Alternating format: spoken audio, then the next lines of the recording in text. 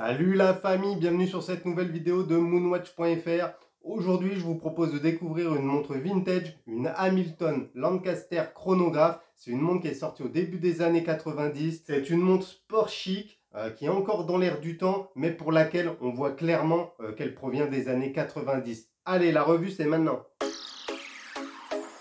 La montre Hamilton Lancaster chronographe est une montre sport chic reprenant le style vintage typique des années 90. Alors Hamilton, c'est une marque qui voit le jour à Lancaster, en Pennsylvanie, donc aux États-Unis, et elle commence par produire des montres de poche. Dès le départ, l'objectif est simple, proposer des montres précises et de qualité. Utilisées par les soldats, les pilotes, les cheminots et de nombreux autres corps de métier, les montres Hamilton deviennent très rapidement populaires. Certains modèles de montres Hamilton seront même portés par des stars, ainsi Elvis Presley, légende du rock'n'roll, portera une Hamilton Ventura dans sa comédie musicale Sous le ciel bleu d'Hawaï. En 1974, la maison Hamilton sera vendue au Swatch Group, qui s'appelle alors le SSIH, ce qui lui permet alors de devenir une marque Swiss Made, tout en conservant son pied aux États-Unis et sa qualité de conception. Ça va être dans les années 90 qu'Hamilton va proposer des montres plus modernes qui seront plébiscitées par tout Hollywood. Les apparitions au cinéma se multiplient et ça contribue au succès de la marque. Ainsi, on voit les montres dans Men in Black, dans L'Arme Fatale 4, dans Indépendance Day, Le talentueux Monsieur Ripley, Die Hard et j'en passe. Le chronographe Lancaster est une montre automatique qui va mixer cet héritage américain et la modernité suisse.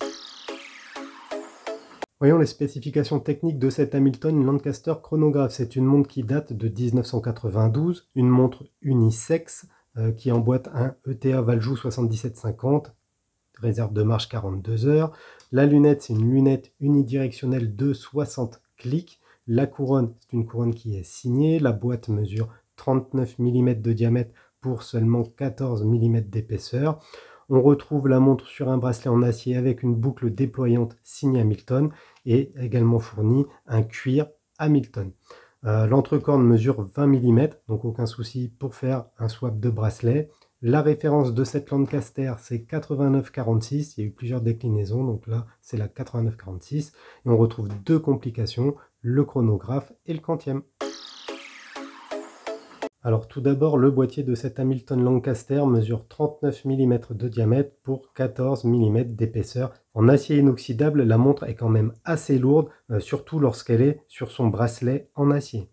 Petit détail sympa, on va retrouver des cornes percées, ce qui donne un petit côté vintage. Ensuite, une lunette rotative de 60 clics vient agrémenter ce boîtier. Elle est originale puisque des marqueurs sous forme de points sont gravés dessus. L'intérieur de la lunette est en acier doré, ce qui amène du contraste. Pour continuer, on va retrouver une couronne signée du logo d'Hamilton. Elle permet de régler l'heure et la date. Elle pourra également servir au remontage du calibre. Enfin, on a un fond de boîte vissé qui assure une étanchéité minimale. Tout juste de quoi se laver les mains. Plusieurs inscriptions décorent ce caseback: Hamilton, stainless steel, water résistante et 8946. On notera le joli blason Hamilton qui est gravé au centre de la montre. Alors des déclinaisons d'Hamilton Lancaster, il y en a eu des tas. Ici, la version que je vous propose, c'est celle qui possède un cadran bleu-noir avec des inscriptions couleur dorée. Ces deux couleurs s'unissent merveilleusement bien et je trouve que ça sublime le cadran. Évidemment, on retrouve la disposition typique, à savoir les trois sous-compteurs en 6, 9, 12. Ainsi qu'un quantième qui est placé à 3 heures. Tous les index ainsi que les aiguilles sont dorés. Ça contraste encore une fois sur le bleu foncé du cadran tout en renforçant les éléments dorés, comme par exemple le pourtour de lunettes. Ensuite, on va retrouver la mention Hamilton automatique chronographe à 3 heures. Elle encadre le guichet de date. Sans être exceptionnel, on a également du produit luminescent qui est appliqué sur les aiguilles des heures et des minutes. Pour finir, on a un verre légèrement bombé qui vient protéger le cadran et les aiguilles. Alors malheureusement, j'ai l'impression qu'aucun traitement anti-reflet n'a été appliqué et c'est vrai que quand il y a la lumière, là vous voyez, j'ai mon projecteur qui donne dessus, tout de suite ça chope le reflet. Bon alors concernant le mouvement, la Hamilton Lancaster emboîte un calibre ETA Valjoux 7750. Ce calibre est plus à présenter, c'est un véritable tracteur. Elle a sa réputation excellente, très robuste, très fiable. Il coûte pas très cher en entretien et vous pourrez le faire réviser chez à peu près n'importe quel bon horloger. En plus de la complication chronographe, on va retrouver une complication quantième, donc la date, hein, qui généralement est à 3 heures. La masse oscillante du calibre, on la sent légèrement sur le poignet. C'est un petit peu le défaut du 77-50. Lorsqu'on bouge le poignet, on sent la masse oscillante. Alors la montre Hamilton Lancaster vient sur un bracelet en acier, il est assez brillant, je suis pas très fan de ce bracelet, je trouve que c'est trop clinquant. En plus, les pièces de boule et handlink sont pas forcément super ajustées et avec les années, ils ont dû se dérégler légèrement. Toutefois, rien de très grave puisque je pense que n'importe quel horloger saura les remettre correctement. Mis à part ces détails esthétiques, le bracelet épouse très bien le poignet et la boucle déployante signée Hamilton fait bien son job. Elle n'est pas exceptionnelle, mais elle remplit son rôle.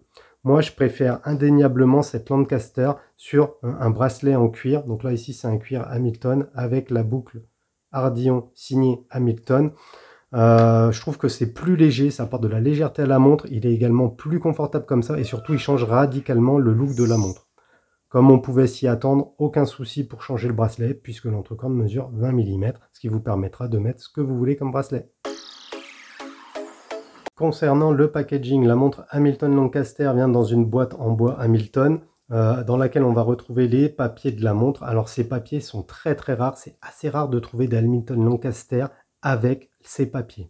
L'intérieur de la boîte est recouvert d'une petite suédine rouge qui fait très old school, hein. Je vous rappelle, c'est une montre du début des années 90. La montre, elle, est positionnée sur un présentoir central, histoire de la mettre un petit peu en valeur. Évidemment, ce chrono Hamilton fait désormais partie des montres dites vintage. Le seul moyen d'en acquérir une est donc de s'orienter vers le marché gris. En fonction des versions, des coloris et du set fourni, la montre se négociera entre 700 € et 1100 €, ce qui est un tarif raisonnable pour une montre suisse de marque et équipée d'un Valjoux 7750. Ce tarif peut sembler élevé pour une montre de plus de 30 ans, mais il reste cohérent finalement par rapport aux spécificités et à la rareté de la montre. Même si la Hamilton Lancaster a été produite en masse dans les années 90, il n'en reste plus tant que ça en bon état et encore moins full set comme celle que je vous présente aujourd'hui.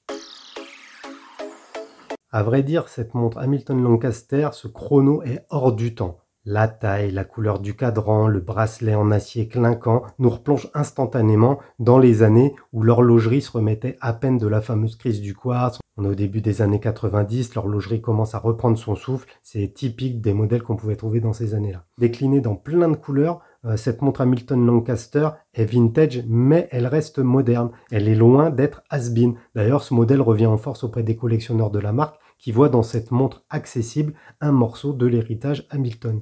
Cela étant, lorsqu'on regarde les lignes des nouvelles collections de la marque, on retrouve cette empreinte qui gravite autour de la marque. Moi, par exemple, j'ai un chrono Hamilton Kaki-Field 3D. Franchement, on retrouve beaucoup d'éléments et de similarités. Les 3 subdials, le quantième, même les matières. Donc, vous voyez, c'est quand même des lignes qui ont marqué la marque Hamilton.